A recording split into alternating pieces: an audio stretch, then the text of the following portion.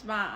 ဒီနေ့ skin type တွေဘယ်လိုခွဲလဲဆိုတာကိုပြောပြမယ်ပုံမှန်ကတော့ကျမဒီဥစ္စာကိုပြောဖို့စိတ်ကူးမရှိဘူးဘာလို့လဲဆိုတော့အားလုံးသိတဲ့ topic ဖြစ်လိမ့်မယ်လို့ယူဆရကြမလို့ကျမကလုံးဝပေါ့နော်ဒီဟာကိုထားလိုက်ပါရောလေဆိုပြီးထားခဲ့ပြီမဲ့ဒီ TikTok ဘက်မှာမဟုတ်ဘဲနဲ့ page ဘက်မှာကျမရဲ့ Captain There for Lady ဆိုတဲ့ Facebook page မှာမေးကြရပေါ့နော်အမကြီးကျမရဲ့အသားအရည်ကဘာမျိုးစားလဲဆိုတော့ကျမကိုယ်တိုင်မသိဘူးကျမမခွဲတတ်ဘူးအဲ့တော့ကျမကဘယ် skin type ကိုဘယ် skin ကဲအမျိုးအစားကိုရွေးရမယ်ဆိုတော့မသိဘူးပေါ့နော်ဆိုတော့ဘယ်လိုခွဲရလဲဆိုပြီးတော့မေးရတဲ့အကြောင်းမလို့ကျမဒီဗီဒီယိုလေးကိုလုပ်ဖြစ်ပါတယ်အတိပြီးသားလူတွေကတော့သွားလိုက်ပါမသိရသေးတဲ့လူတွေကနေခဲ့ပါအဲ့တော့ဘယ်လိုဆက်ရမလဲဆိုမျက်နှာတက်လိုက်ပါနော်မျက်နှာတက်ပြီးတော့နိုင်ဝက်လုံးလုံးဘာမှမလုပ်ဖ ೇನೆ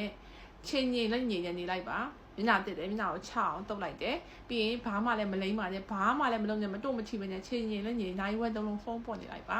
အဲ့မှငိမ့်ပါလေ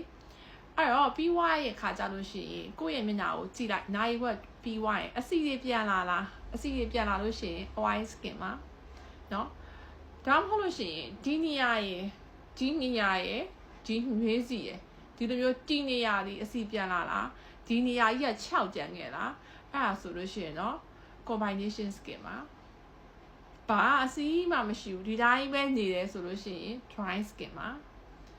နည်းနည်းတော့ဆိုးဆိုးပြပြရောရှိတယ်အစီပြန်လာလည်းမဟုတ်ဘူးဒါပေမဲ့အသားလေးကမျက်နှာတုံးကအတိုင်းလေးပဲဆိုရင်တော့ normal skin type ပါအဲ့ဒါအလွယ်ဆုံးပါနည်းနည်းအဲ့ချက်ပို့ပြီးတော့ advanced level နဲ့ခွဲချင်လို့ရှိရင်စက်ကူတီရှူးကိုတင်လိုက်ပါစက်ကူတီရှူးအပားလေးကိုတင်လိုက်လို့အစီတွေကနေရာအနှံ့မှာကွက်နဲ့ပေါလာရဲဆိုရင်oil skin မှာဘောချန်ပေါက်တဲ့အမျိုးအစားပါ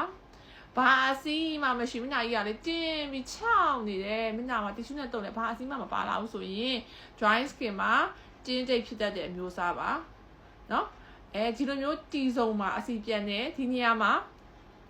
အသားချောက်တယ်ဆိုရင်တော့နှစ်ခုစလုံးဖြစ်တတ်တဲ့အမျိုးအစားပါအဲ့လိုလူကြီးကကျမတို့လူတွေပါ combination skin မှာဒီညာရေးချောက်တယ်ပါးရတင်းနေမယ်ဒီညာရေးမှာအစီရပြန်ဒီနှာခေါင်းတွေမှာအစီရပြန်မယ်စီဒီမှုတွေမှာအစီရပြန်မယ်အဲ့လိုလူတွေကတော့ပို့ပြီးတော့ queue ဆိုင်ရပါမယ်ဒါမှမဟုတ်လို့ရှိရင်ကောင်းနေတဲ့ယူနာမညတဲ့ကြောင်းအတိုင်းလေးပဲဒီရှူးမှာလည်းအစီလေးတွေကကွက်ပြီးပါလာရမဟုတ်ဘူးဒါပေမဲ့မညလေးကလည်းအဆိုချက်လေးရှိရဆိုရင်တော့အရင်ကကောင်းကောင်းနေ normal skin သမားတွေပေါ့နော်အဲ့လိုမျိုးရှိပါတယ်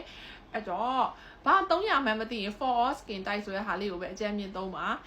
ကိုယ့်အနေကိုတိကျသိတဲ့လူကတော့ for oily skin for dry skin for sensitive skin ဆိုတဲ့ဟာမျိုးတွေသုံးပါ sensitive skin ကတော့လေမွေးတွေက sensitive ဖြစ်တဲ့လူကရှားတယ်ကလိလို sensitive ဖြစ်တာသိလားရှိပါတယ်မွေးတွေက sensitive ဖြစ်တဲ့လူလည်းရှိတယ်ဒါပေမဲ့အများဆုံးအဖြစ်ဒီ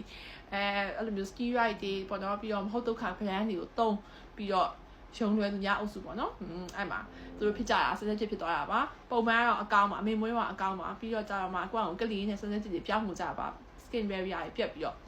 အဲ့တော့မှန်ကန်စွာရေးချယ်တိုင်းပါစေကျေးဇူးတင်ပါတယ်